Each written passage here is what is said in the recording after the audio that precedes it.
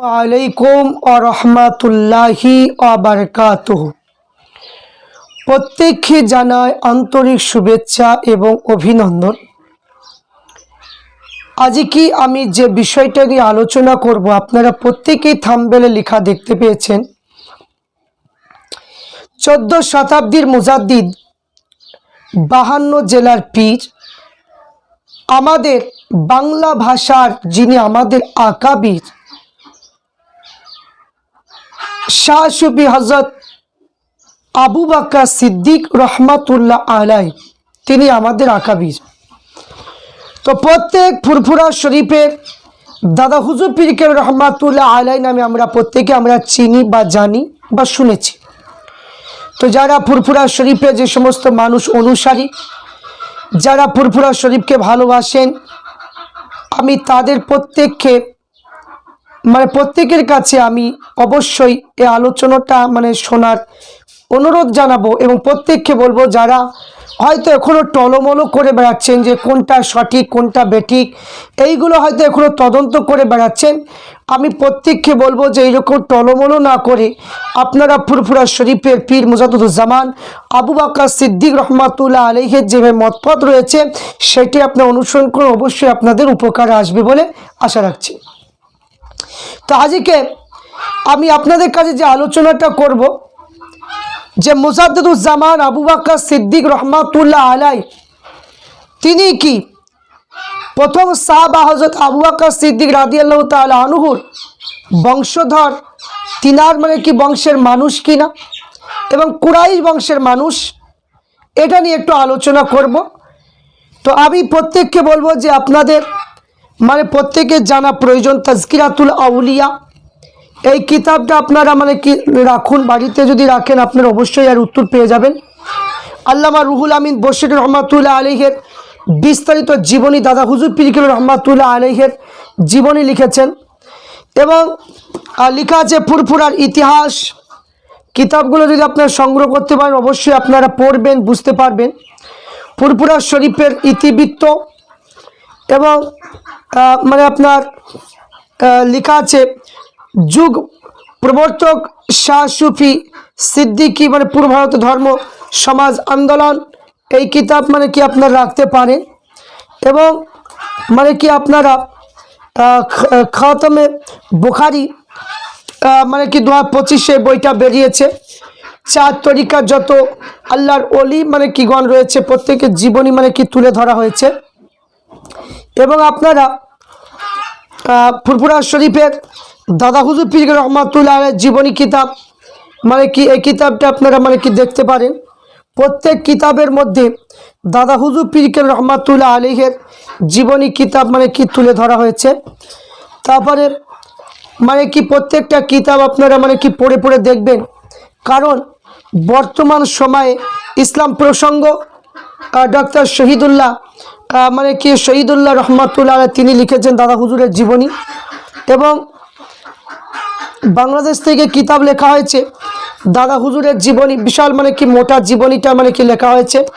আপনারা প্রত্যেকেই যদি পারেন বইগুলো সংগ্রহ করতে পারেন অবশ্যই আপনারা পেয়ে যাবেন।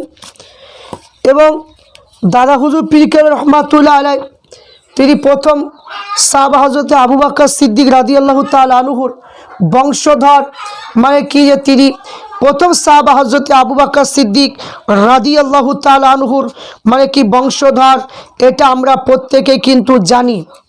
বর্তমান সময়ে কিছু মানুষ এরা বলতে চাচ্ছে যে দাদা হুজুর পীর কেবলা রহমাতুল্লাহ আলাইহি তিনি যদি আবু বকর সিদ্দিক রাদিয়াল্লাহু তাআলা আনহুর বংশধর যদি হয়, তাহলে যে তিনার যে 30তম বংশ পড়ছে, 30তম পর দাদা হুজুর পীর কেবলা রহমাতুল্লাহ আলাইহি পড়ছে, তাহলে তাদের নামে যে সমস্ত নামগুলো বলা হয়েছে তাদের নামে সিদ্দিকী লাকাব নেই, কিন্তু আমাদের ফুরফুরা শরীফে আবু বকর সিদ্দিক রহমাতুল্লাহ আলাইহি নামে কেন আপনার যে নামটা দেওয়া হয়েছে সিদ্দিকী কেন দেওয়া হলো, এটা নিয়ে অনেক জলঘোলা চলছে। কিছু মানুষ সেই কথাগুলো তুলে ধরেছে।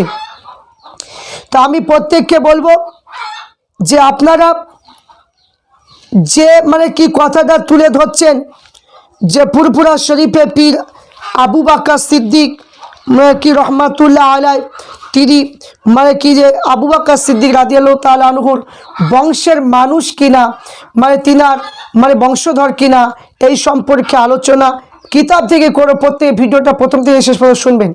তবে একটি কথা হলো, যে সময় বাংলার ভাষা ইসলাম প্রচার করেছেন মুজাদ্দিদুজ্জামান দাদা হুজুর পীর রহমাতুল্লাহ আলাই, তিনি শিরক বেদাতকে দূর করে দিয়ে তিনি সুষ্ঠু মানে পরিবেশ, সুন্দর বাগান তৈরি করে দিয়েছে। সেই সময় কিন্তু কোনো মানুষকে পাওয়া যায়নি। সেই সময় মানে বাংলা কিতাব লেখার মতো কোনো আলেম ছিল না। সেই সময় দাদা হুজুর পীর রহমাতুল্লাহ আলাই তিনি অনুমতি দিলেন, তিরা খলিফাগণ কিতাব লিখলেন। কারণ ৭৩টা ফেরকা হবে, তার মধ্যে একটা ফেরকা যাবে জান্নাতে, বাকি ৭২ ফেরকা যাবে জাহান্নামে। তাদের হাত থেকে বাঁচানোর জন্য কম বেশি, কেউ বলেছে ১,০০০, কোনো কিতাবে ২,০০০, কিছু কম বেশি মানে কি কিতাব লেখা হয়েছে যে সমস্ত বাতিল ফেরকাদের হাত থেকে বাঁচানোর জন্য। আজ মানে কি আমি মানে বাজার করে আনবো, সবজি কিনে আনবো, তেল কিনে আনবো, চাউল কিনে আনবো, কেনার পরে আমি মানে কি রান্না বান্না করে ভাত মানে কি রেডি, তরকারি রেডি করব, আর অন্যজন এসে বাড়বে, এটা কখনোই হয় না। এরা যারা এখন ফুরফুরা শরীফকে নিয়ে আঙুল তুলছেন, যে কোনো সম্প্রদায় মানুষ হোক, যারা আঙুল তুলছেন, আমি বলবো যে আপনারা এটা ভুল করছেন। কারণ দাদা হুজুরের অবদানকে আপনারা কখনো অস্বীকার করতে পারবেন না। যদি করেন জানবো সেটা আপনি নিজের মানে কি বিবেককে প্রশ্ন করবেন। আপনি যদি মানে কি ভাবেন দাদা হুজুরকে ছোট করবে, সেটা আপনার ব্যক্তিগত ব্যাপার, তার জবাব কিয়ামতের দিন আপনি দেবেন।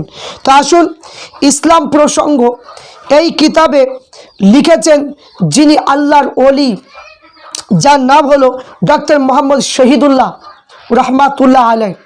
তিনি এত বড় পণ্ডিত ছিলেন। এখন বর্তমান সময়ে কিছু মানুষ এরা বড় পণ্ডিত হতে চাইছে, কিছু মানুষ বড় মানে কি যে আলেম দাবি করে এরা মানে কি ফিতনা ছড়ানোর চেষ্টা করছে। কিন্তু আমি বলবো, যদি মুজাদ্দিদুজ্জামান দাদা হুজুর পীর রহমাতুল্লাহ আলাই আবু বকর সিদ্দিকের বংশধর যদি না হতেন, তাহলে আল্লাহর ওলি আল্লামা রুহুল আমিন হুজুর তাহলে কিতাবের মধ্যে লিখে দিতেন যে দাদা হুজুর পীর রহমাতুল্লাহ আলাই তিনি আবু বকর সিদ্দিক রাদিয়াল্লাহু তাআলা আনহুর বংশের লোক নন, তিনি কুরাইশ বংশের নন, এই বলে কিতাবে লিখে দিত। কিন্তু কোনো কিতাবে নেই।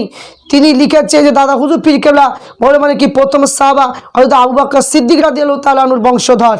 কিন্তু আজ মানে কি সিদ্দিকী লকাব মানে কি রয়েছে। এই জন্য মানে কিছু মানুষের প্রশ্ন, আমি বলবো প্রশ্নগুলো মানে আপনার মনে রেখে দিন। আপনার মনে রেখে যে আপনি বড় হওয়ার জন্য, চারিদিকে ভাইরাল হওয়ার জন্য আপনি মানে কি কাজ করছেন সেটা আপনি করুন, আপনার মানে কি যা ইচ্ছে তাই করুন। কিন্তু আমাদের পীর মুজাদ্দিদুজ্জামান দাদা হুজুর পীর রহমাতুল্লাহ, আমরা জানি যে দাদা হুজুর পীর কেবলা আবু বকর সিদ্দিকের বংশধর। আসুন, এই বইয়ের আমরা দেখব যে এই বইয়ের পৃষ্ঠার মধ্যে লিখেছেন দাদা হুজুর পীর কেবলা রহমাতুল্লাহ আলাইহির সম্পর্কে, যেটা আমরা মানে কি দেখতে পেয়েছি। যিনি লিখেছেন যিনি লিখেছেন যার নাম হলো হজরতে আবু বকর সিদ্দিক রহমাতুল্লাহ আলাইহির জীবনীটা সুন্দরভাবে বর্ণনা করেছেন। আমরা সেই কিতাব থেকে আমরা আলোচনা করব। কিন্তু এখানে লেখা আছে আপনার 160 পৃষ্ঠার মধ্যে, এখানে বর্ণনা করেছেন যে রসুল পাক সাল্লাল্লাহু আলাইহি ওয়াসাল্লাম শ্রেষ্ঠ সাহাবা, প্রথম খলিফা হযরত আবু বকর সিদ্দিক রাদিয়াল্লাহু তাআলা পবিত্র বংশে হযরত মাওলানা শাহ সুফি আবু বকর সিদ্দিক রহমাতুল্লাহ আলাইহি। বুঝলেন না কথা? তাহলে এখানে আবু বকর সিদ্দিক হলো মানে কি যে এখানে 30তম ঊর্ধ্ব পুরুষ, এবং তার 16 স্তরে পুরুষ হলো হযরত মনসুর বুগদাদি এবং মনসুর বুগদাদি রহমাতুল্লাহ আলাইহির কথা তিনি বলেছেন। তাহলে এখানে আমরা কি পেলাম? তাহলে এখানে শহীদুল্লাহ মানে কি যে ডক্টর শহীদুল্লাহ রহমাতুল্লাহ আলাই মানে কি তিনি বললেন যে দাদা হুজুর পীর কেবলা হলো মানে কি 30তম মানে আবু বকর সিদ্দিকের বংশধর। তাহলে কি শহীদুল্লাহ সাহেব তিনি তাহলে লিখতেন কিতাবে যে তিনি আবু বকর সিদ্দিকের বংশধর নন, তাহলে তিনি এটা লিখতেন। তাহলে কেন তিনি লিখলেন যে 30তম বংশধর? কেন লিখলেন? তাহলে চিন্তা করুন। তারপরে আমরা আরেকটা কিতাব দেখব যে কেন মানে কি লিখলেন তারপর আমরা আরেকটা দেখব ফুরফুরা শরীফের ইতিবৃত্ত। ফুরফুরা শরীফের ইতিবৃত্ত এই কিতাবের মধ্যে আমরা দেখব যে মুজাদ্দিদুজ্জামান দাদা হুজুর পীর কেবলা রহমাতুল্লাহ আলাইহির মানে কি যে বলছেন, এই পৃষ্ঠা ৭৭ পৃষ্ঠার মধ্যে মানে কি রয়েছে এই কিতাবের মধ্যে আপনার মানে কি এখানে বর্ণনা করা হয়েছে। ৭৭ পৃষ্ঠার মধ্যে বলেছেন যে হিজরি ত্রয়োদশ শতাব্দীর মানে খণ্ড জন্ম রেনেসাঁস যুগ ও সংস্কারক মুজাদ্দিদুজ্জামান আমির শরিয়াত কুতুবুল আলম কাইয়ুমুজ্জামান শৈখুল মিল্লাতুদ্দিন শামসুল আরিফিন হযরত মাওলানা শাহ সুফি পীর আবু বকর সিদ্দিক ফুরফুরাবি ছিলেন মুসলিম জাহানের প্রথম খলিফা আমিরুল মুমিনিন হযরত আবু বকর সিদ্দিক রাদিয়াল্লাহু তাআলা আনহুর বংশধর। এই জন্য তিনি সিদ্দিকী উপাধি বিবেচিত হয়ে থাকেন। তার পিতৃদত্ত নাম আবু বকর এবং আল্লাহ রসুল স্বপ্নযোগে তাহার নাম আবদুল্লাহ রাখেন। তাহলে মহামান্য ওয়ালিদ হাজি মাওলানা মাকতুব মানে মুক্তাদির সাহেব এক কারামত বিশিষ্ট ওলি ছিলেন। তাহলে এখানে চিন্তা করুন যে মুজাদ্দিদুজ্জামান দাদা হুজুর পীর কেবলা রহমাতুল্লাহ আলাইহি তিনার নাম তিনি আব্বা মানে কি রেখেছেন আবু বকর, এবং আল্লাহ রসুল স্বপ্ন জেগে তিনার নাম দিয়েছে কি যে এখানে নাম দিচ্ছে আবদুল্লাহ। তাহলে এখানে যে আবু বকর সিদ্দিক রাদিয়াল্লাহু তাআলা আনহুর বংশধর বলে তিনাকে সিদ্দিকী উপাধি বিবেচিত হয়ে থাকেন।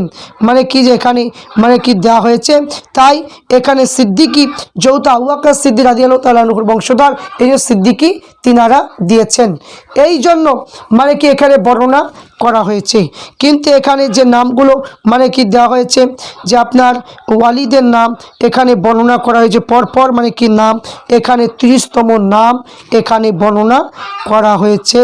তাহলে চিন্তা করুন আজ দাদা হুজুর পীর কেবলা রহমাতুল্লাহ আলাইহি, এবং শুধু তাই নয় আর একটা মানে কিতাবের মধ্যে আমি দেখব যে এখানে যুগ প্রবর্তক শাহ আবু বকর সিদ্দিক রহমাতুল্লাহ আলাইহি তিনি মানে কি এত মানে কি বড় মাপের আলেম ছিলেন এবং 14 শতাব্দীর মুজাদ্দিদ ছিলেন। দাদা হুজুর পীর কেবলা রহমাতুল্লাহ আলাইহি তিনার শানে মানে কি কিতাব মানে লেখা হয়েছে বংশধারা জন্ম বংশ পরিচয়, পৃষ্ঠা নাম্বার হচ্ছে 5 পৃষ্ঠা। এই 5 পৃষ্ঠার মধ্যে এখানে লেখা হয়েছে যে আল্লাহ রসুল সাল্লাল্লাহু আলাইহি ওয়াসাল্লামের সাহাবা সহচর আমিরুল মুমিনিন বিশ্ব মুসলিম ধর্মীয় নেতা হযরত আবু বকর সিদ্দিক রাদিয়াল্লাহু তাআলা তার পুত্র হযরত শাইখ মাকদুম মুহাম্মদ। তাহলে এখানে আমরা প্রত্যেকে জানি যে হযরত আবু বকর সিদ্দিক রাদিয়াল্লাহু তাআলা আনহুর 3টি পুত্র সন্তান ছিল।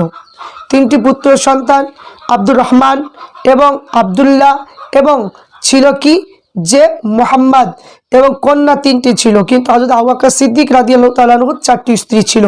কিন্তু এখানে আমরা প্রত্যেকটা কিতাবের মধ্যে আমরা পেয়েছি যে দাদা হুজুর পীর কেবলা রহমাতুল্লাহ আলাইহি তিনি হলেন যে আবু বকর সিদ্দিক রাদিয়াল্লাহু তাআলা আনহুর বংশের মানুষ, এবং তিনার মানে কি যে এখানে কোনো সন্দেহ নেই। কিন্তু আমরা যারা ফুরফুরা শরীফকে ভালোবাসি কিন্তু একটা কথা মাথায় রাখবেন, এখন বর্তমান সময়ে বিভিন্ন রকমের ফিতনা আজ প্রত্যেকেই চেষ্টা করছে যে ফুরফুরা শরীফের প্রতি আঙ্গুল তুলতে পারলে আমরা ভাইরাল হতে পারবো, ফুরফুরা শরীফের বিরুদ্ধে বলতে গেলে আমাদের উপকার আসবে বলে অনেকে হয়তো ভাবছেন। বিভিন্ন জায়গা থেকে ফুরফুরা শরীফকে আক্রমণ করার চেষ্টা করছে, কারণ 21, 22, 23-এ ইসলে সবে লক্ষ লক্ষ মানুষ ফুরফুরা শরীফে যাচ্ছে। এইগুলো দেখে কিছু মানুষের সহ্য হয় না, তাই বিভিন্ন মানে কি যে মতপথ মানে কি চালু করার জন্য ফুরফুরা শরীফের দুর্নাম না করলে মানুষ তো টানা যাবে না। এই জন্য তারা কি করছে, এই জন্য তারা বিভিন্ন মানে দলমতের মানুষ তারা ফুরফুরা শরীফকে আক্রমণ করছে। যত আক্রমণ করবে তত ফুরফুরা শরীফের লোক তত বেশি হবে।